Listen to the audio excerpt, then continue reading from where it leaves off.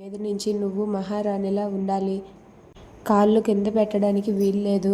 నీకు ఏం కావాలన్నా సరే నేను నీ దగ్గరికి తీసుకుని వస్తాను. నువ్వు మాత్రం చాలా జాగ్రత్తగా ఉండాలి. నువ్వు ఏ పని చేయడానికి వీల్లేదు అని చెప్పి విరాట్ అంటాడు. దాంతో చంద్ర అయితే బావా, ఇన్నాళ్ళు నేను ఈ ఇంటికి ఎక్కడ దూరం అవుతానా అని భయపడేదాన్ని బావా. కానీ ఇక మీద నాకు అలాంటి భయం ఏమీ లేదు. ఎందుకంటే ఈ ఇంటికి నేను ఇప్పుడు ఒక వారసుడిని ఇవ్వబోతున్నాను. నాకే చాలా సంతోషంగా ఉంది బావా అని చెప్పి అక్కడ ఉన్న చంద్రకళ అంటుంది. దాంతో అక్కడ ఉన్న విరాట్ మాత్రం ఇలా అంటూ ఉంటాడు, నేను చెప్పింది గుర్తుపెట్టుకో. నువ్వు మాత్రం అస్సలు ఏ పని చేయడానికి వీల్లేదు.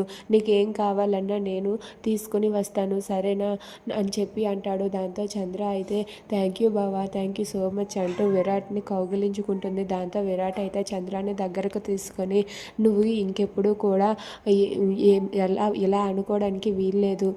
నువ్వు ఎప్పుడూ కూడా బాధపడవద్దు. నువ్వు ఈ ఇంటికి ఎందుకు దూరం అవుతావు? దూరం అయ్యే పరిస్థితే రాదు. నువ్వు బాధపడకుండా ఉంటే చాలు.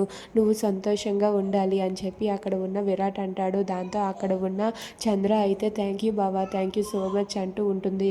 బావా, ఇందాక నుండి కాళ్ళు కింద పెట్టకూడదు అని అంటున్నావే కానీ నన్ను ఇలా అడిచేసి ఉంచేశావు.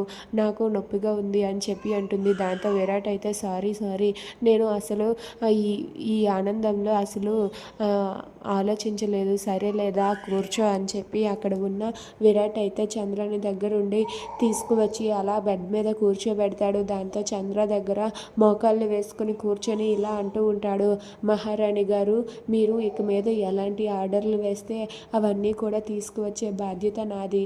మహారాణి గారు ఒక్క మాట అంటే చాలు, తీసుకువచ్చి మీ కాళ్ళ దగ్గర పడేస్తాను అని చెప్పి అక్కడ ఉన్న విరాట్ అంటూ ఉంటాడు. ఆ మాట వినగానే చంద్ర అయితే ఇలా అంటూ ఉంటుంది, బావా, నువ్వు ఎప్పుడూ కూడా నాకు సేవకుడువు కాదు, మహారాజు బావా. నువ్వు రాజులాగానే ఉండాలి. నువ్వు నాకు రారాజువి, నేను మహారాణిని అని చెప్పి అంటుంది. దాంతో విరాట్ అయితే అలాగే మహారాణి గారు, మీరు ఏం చెప్తే అదే తీసుకువస్తాను, మీరు ఏం చెప్తే అదే చేస్తాను. మీరు మాత్రం జాగ్రత్తగా ఉండండి అని చెప్పి అక్కడ ఉన్న విరాట్ చంద్రతో అంటాడు. దాంతో చంద్ర అయితే సరే బావా అని చెప్పి ఒక్కసారిగా చాలా సంతోషిస్తుంది. అలా విరాట్ చంద్ర వాళ్ళిద్దరూ కూడా తన కడుపులో పెరుగుతున్న బిడ్డ కోసం చాలా ఆరాటపడుతూ సంతోషంగా ఉంటారు.